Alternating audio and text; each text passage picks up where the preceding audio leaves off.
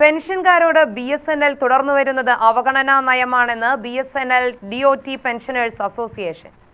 അവഗണന തുടരുന്ന BSNL അധികൃതർക്കെതിരെ പ്രക്ഷോഭം ആരംഭിക്കാൻ പെൻഷനേഴ്സ് അസോസിയേഷൻ ജനറൽ ബോഡി യോഗം തീരുമാനിച്ചു. കാലങ്ങളായി പെൻഷൻകാരുടെ അവകാശങ്ങൾ തടഞ്ഞുവെക്കുകയാണ്. ജീവനക്കാരെ ഇല്ലാതാക്കുകയും പൊതുമേഖലാ സ്ഥാപനങ്ങളെ സ്വകാര്യവൽക്കരിക്കുകയും ചെയ്യുന്ന കേന്ദ്ര നയം അതിവേഗത്തിൽ നടപ്പിലാക്കുന്നത് BSNL ആണ്. വിലവർധനവും ജീവിത സാഹചര്യവും വിലയിരുത്തി നൽകേണ്ട ക്ഷാമാശ്വാസം പോലും തടഞ്ഞുവെക്കുന്നു. കേന്ദ്ര നയം തിരുത്തും വരെ പ്രക്ഷോഭം അനിവാര്യമാണെന്നും യോഗം അഭിപ്രായപ്പെട്ടു. സംസ്ഥാന പ്രസിഡന്റ് ജ്യോതിപ്രസാദ് ജനറൽ ബോഡി യോഗം ഉദ്ഘാടനം ചെയ്തു.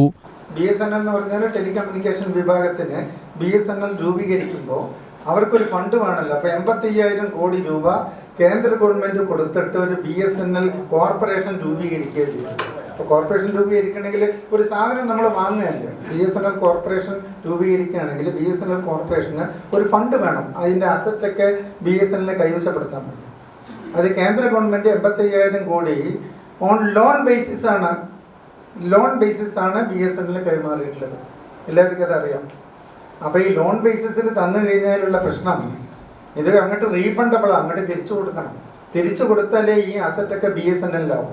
അപ്പം അങ്ങനെ ഇരിക്കുമ്പോൾ ഈ 85,000 കോടിയൊന്നുമല്ല, ലക്ഷക്കണക്കിലുള്ള കോടിയുടെ വസ്തുക്കൾ ആഫ്റ്റർ ഡിപ്രിസിയേഷൻ എന്ന് പറഞ്ഞാൽ നിങ്ങൾക്ക് അറിയാമല്ലോ, തേയ്മാനം സംഭവിച്ചപ്പോൾ 1000 രൂപയുടെ ഒരു സാധനം വാങ്ങിയാൽ 10 വർഷം കഴിഞ്ഞാൽ അതിൻ്റെ വാല്യൂ വളരെ കുറയും. അതുമാതിരി BSNL ടെലികോം വിഭാഗത്തിൽ എന്തെല്ലാം അസറ്റ് ഉണ്ടോ, വസ്തുക്കളൊക്കെ ഉണ്ടോ, അതിൻ്റെ ഡിപ്രിസിയേഷൻ കഴിഞ്ഞ് ഡിപ്രിഷിയേറ്റഡ് വാല്യൂ വെച്ചിട്ടാണ് BSNL-ന് ഈ 85,000 ക്രോസിന് കൈമാറണം. ഈ അസറ്റൊക്കെ ഉണ്ടല്ലോ, വസ്തുക്കളൊക്കെ കൈമാറണം. BSNL ആയി, അത് BSNL-ന്റെ കയ്യിൽ വരണ്ടേ.